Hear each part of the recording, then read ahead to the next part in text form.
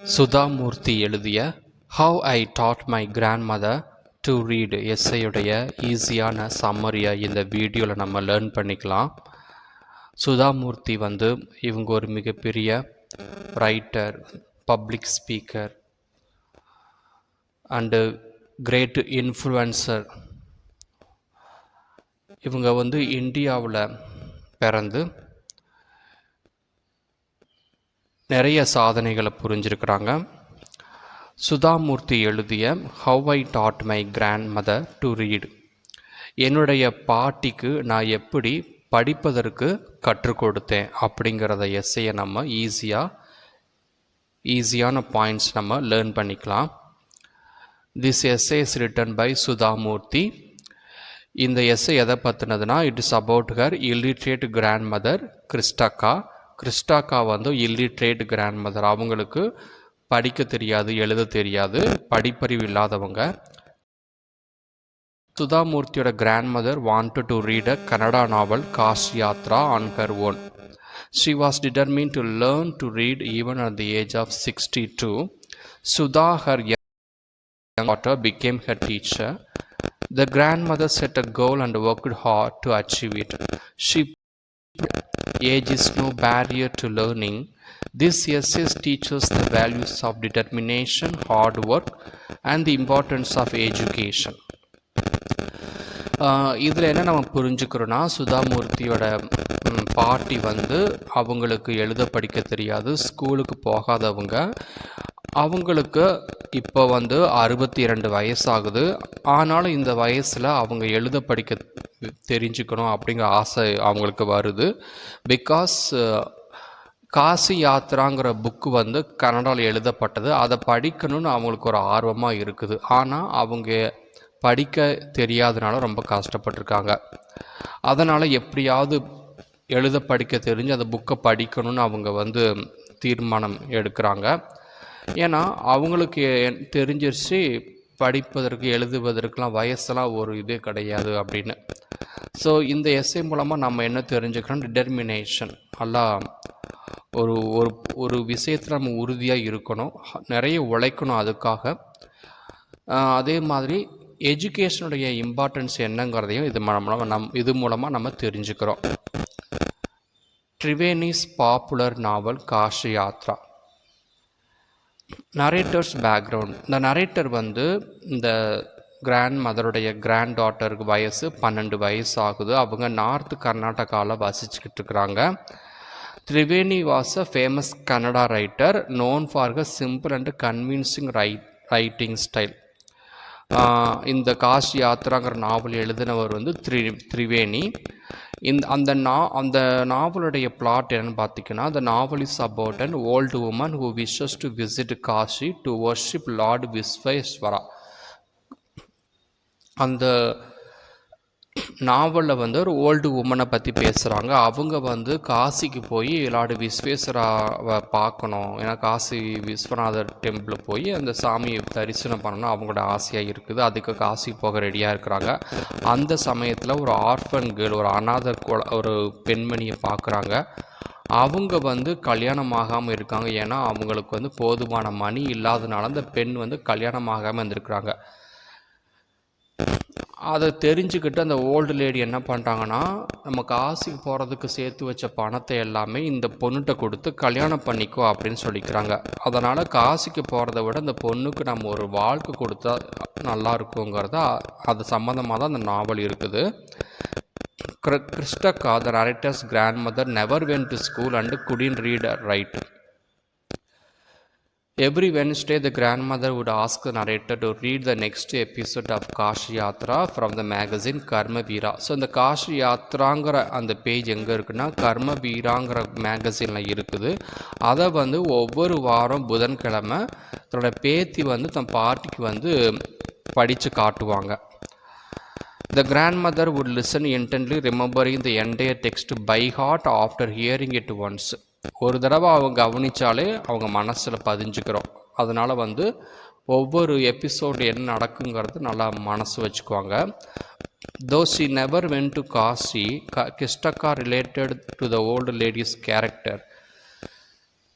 and would discuss the story with her friends in the temple courtyard.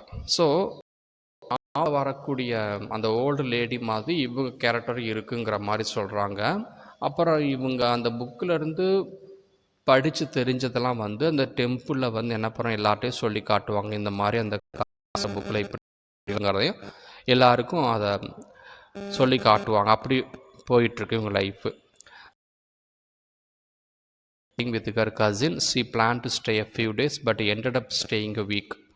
When she saw her grandmother crying, ஒரு நாள் இந்த narrator, அதாவது அந்த பேத்தி வந்து தன்னோட கசின் கூட ஒரு கல்யாண விஷயத்துக்கு பக்கத்து வில்லேஜுக்கு போயிட்டாங்க. 2 நாளில் திரும்ப வாரேன்னு சொன்னாங்க. பட் அது 1 வாரம் ஆயிடுச்சு. திரும்ப வந்து பார்க்குறாங்க, அந்த பாட்டி வந்து அழுதுகிட்டு இருக்காங்க. The narrator was shocked. She had never seen her grandmother cry before. ஆனால் இதுக்கு முன்னாடி பார்த்ததில் ஒரு நம்ம கிராண்ட் மதர் இப்படி அழுகுறாங்க அப்படிங்கிறத பார்த்ததே கிடையாது. காரணம் கேட்கும்போது தெரியுது, அவங்க என்ன சொல்கிறாங்கன்னா, last her mother at young age, her father remarried, girls were not sent to school in those days, so she never got an education, married young, had children later, grandchildren. இதெல்லாம் நினச்சி பார்க்குறாங்க. ஸோ இதுதான் காரணம் அழுகிறதுக்கு. என்னென்னா, அவங்க சிறு வயதில் இருக்கும்போதே அந்த பாட்டி வந்து அவங்க அம்மாவை இழந்துட்டாங்க. அதுக்கப்புறம் அவங்க அப்பா வந்து ரீமேரேஜ் பண்ணிக்கிட்டாரு. அதே மாதிரி அந்த காலத்தில் பெண்கள் வந்து ஸ்கூலுக்கு அனுப்புனது கிடையாது. அதனால் வந்து கல்வி அறிவு கிடைக்கல. அதற்கப்புறம் இவங்களை கொஞ்சம் வயசுல கல்யாணம் பண்ணி கொடுத்துட்டாங்க, குழந்தை பெற்றுக்கிட்டாங்க, பேத்தியும் பெற்றுட்டாங்க. இதெல்லாம் நினச்சி அழுதுட்டு இருக்கிறதா சொல்கிறாங்க. Regret for not going to school. The grandmother enjoyed cooking and feeding her families, but she sometimes regretted for not going to school. She wanted her children and grandchildren to be educated. இதில் என்ன தெரியுதுன்னா, grand mother வந்து sometime வந்து feel பண்ணுவாங்க, நம்ம ஸ்கூலுக்கு போகலை அப்படி ரொம்ப வருத்தப்படுவாங்க. இருந்தாலும் அவங்களுடைய ஆர்வமான விஷயங்கள் வந்து வீட்டில் சமையல் பண்ணுறது, வீட்டை பார்த்துக்கிறது, இதுதான் அவங்களுக்கு வந்து ஃபேமிலி பார்த்துக்கிறதா அதில் சந்தோஷமாக அடைஞ்சிக்கிறாங்க. மேலும் நம்மளை மாதிரி நம்ம குழந்தைங்க பேத்தியை படிக்காமல் இருக்கணும்னு சொல்லிட்டு அவங்க 2 பேரும் நல்லா படிக்க வச்சுட்டாங்க, அவங்க குழந்தையும் அவங்களுடைய குழந்தையவும். While the narrator was away, magazine called Karmaveera came. ஒரு நாள் நரேட்டர் அந்த பேத்தி இல்லாதப்போ அந்த கர்மவீராங்கிற அந்த மேகசின் வீட்டுக்கு வருது.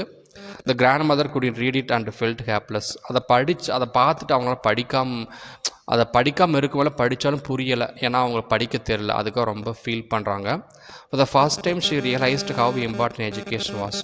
ஸோ நம்மளால் வந்து சொந்தமாக நான் படிக்க முடியல, இது காரணம் நம்ம வந்து ஸ்கூலுக்கு போய் படிக்கலைங்கிறதுனால அப்போ ஃபீல் பண்ணுறாங்க. எஜுகேஷன் எந்த அளவுக்கு முக்கியம், நம்ம இன்னொருத்தவங்களை நம்பி தான் இதெல்லாம் படிக்க வேண்டியிருக்குன்னு இப்போ ஃபீல் பண்ணுறாங்க. Grandmother takes a decision. The grandmother decided to learn the Kannada alphabet. Kannada ஆல்ஃபபெட்லாம் இப்போ அதெல்லாம் அதை எப்படி அதை சொல்கிறது, எப்படி எழுதலாம் கற்றுக்கிட்டு இருக்கிறாங்க. she wanted to start learning from the next day. Okay, நம்ம அடுத்த நாள்லேருந்து நம்ம கன்னடாவை ஃபஸ்ட் நம்ம லேர்ன் பண்ணிக்கலாம், எப்படி எழுதணும், எப்படி படிக்கணும் அப்படின்னு. she set a goal to read a novel by Saraswati Pooja during Dussehra. ஏன்னா கன்னடாவில் பார்த்தீங்கன்னா கர்நாடகா ஸ்டேட்டில் தசரா பண்டிகை ரொம்ப ஃபேமஸானது. விஜயதசமி அன்னைக்கு வந்திருக்கும். ஸோ அந்த நாளிலிருந்து நம்ம எழுத படிக்க ஸ்டார்ட் பண்ணிக்கலான்னு இப்போ தீர்மானம் எடுக்கிறாங்க. she wanted to be independent. யாருடைய உதவி இல்லாமல் சொந்த முயற்சியில் படிக்கணும்னு அவங்க தீர்மானம் எடுக்கிறாங்க. The narrator saw her determination but laughed at her decision. ஆனால் அந்த பேத்தி கேள்விப்பட்டேன்னு சிரிச்சிட்டாங்க. இதெல்லாம் நடக்காத காரியம், உங்களால் எதையும் கற்றுக்க முடியாது, யாராவது உங்களுக்கு சொல்லி கொடுக்கணும் அப்படிங்கிறத நினைக்கிறாங்க. பட்டு பாட்டி வந்து தனியாக சொந்த முயற்சியில் படிக்கணும்னு கேட்கும்போது பேத்திக்கு சிரிப்பாயிடுச்சு. The grand mother didn't get angry, she just smile. ஆனால் இவங்களுக்கு கோபம் இல்லை ரியாக்ஷனில். Wonderful student. The narrator started teaching her grand mother next day. ஆனால் நரேட்டர்லேருந்து இந்த பாட்டிக்கு எழுத படிக்கலாம் சொல்லி கொடுக்குறாங்க. The grand mother was a great student. She did all her homework and practiced well. She read, repeated, wrote and recited. The narrator was her only teacher.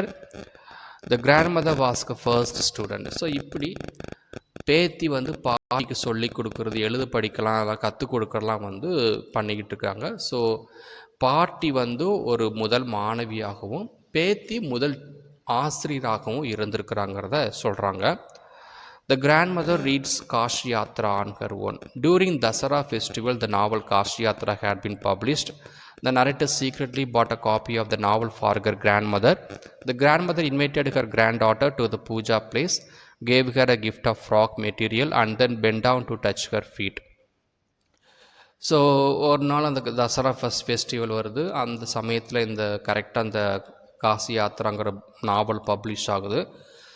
அதை அந்த பேத்தி வந்து அந்த காப்பியை வாங்கி கிராண்ட் மதர்கிட்ட கொடுக்குறாங்க, இந்தாங்க படிங்க அப்படின்னு.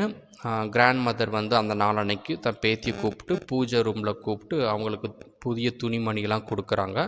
உடனே அதை வாங்கிட்டு அந்த பேத்தி வந்து தன்னை பாட்டி காலில் விழுகுது. அப்புறம் இவங்க ஆசீர்வாதம் பண்ணுறது நடக்குது. The grand mother explain that she was touching the feet of the teacher. அதுக்கப்புறம் அவங்க என்ன சொல்கிறாங்கன்னா, இதில் என்ன போட்டிருக்குதுன்னு பார்த்தீங்கன்னா, பேத்தி வந்து தன்னுடைய சொந்த காலை விழுகிறது வந்து டீச்சர் வந்து என் காலை தொட்டு கும்புற மாதிரி அவங்க சொல்கிறாங்க. ஏன்னா பேத்தி வந்து டீச்சர் அவங்களுக்கு.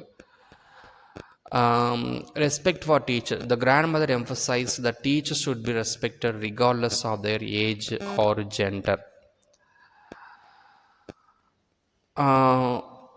ஆனால் இதில் வந்து நம்ம என்ன தெரிஞ்சுக்கிறோம் அப்படின்னா, இதில் வந்து கிராண்ட் மதர் வந்து வயசில் பெரியவங்களாக இருந்தாலும் இதில் வந்து தன்னோட பேத்தி காலை தொட்டு கும்பிடுறாங்க. ஏன்னா அந்த இடத்துல பேத்தி வந்து டீச்சிங்கில் இருக்கிறாங்க. அதனால் டீச்சிங்கில் இருக்கிறவங்கள நம்ம வந்து பெரிய இடத்துல ரெஸ்பெக்ட் பண்ணணும் அப்படின்னு நினச்சி இதெல்லாம் சொல்கிறாங்க. பாட்டி வந்து பேத்தி காலில் விழுகிறத ஹைலைட் பண்ணுறாங்க. ஏன்னா அந்த அளவுக்கு பேத்தி வந்து பாட்டியை வந்து எழுத படிக்க சொல்லி கொடுத்ததுனால அந்த பொசிஷனுக்கு மரியாதை கொடுக்குறாங்க. Reading the novel. She then opened the novel Kashi Yatra by Triveni, proudly showing her progress in reading. So அதுக்கப்புறம் பார்த்தீங்கன்னா அந்த புக்கு அந்த நாவல் எடுத்து அந்த பாட்டி சொந்தமாக படிக்கிறாங்க, புரியுது. ஸோ இதெல்லாம் நினச்சி பெருமைப்படுறாங்க. ஸோ இப்படி தான் வந்து பேத்தி வந்து பாட்டிக்கு எழுத படிக்க சொல்லி கொடுத்து, இது மூலமாக எஜுகேஷன் எந்த அளவுக்கு இம்பார்ட்டன்ஸ் அப்படிங்கிறத நம்ம இந்த எஸ்ஸே மூலமாக நம்ம தெரிஞ்சுக்கிறோம்.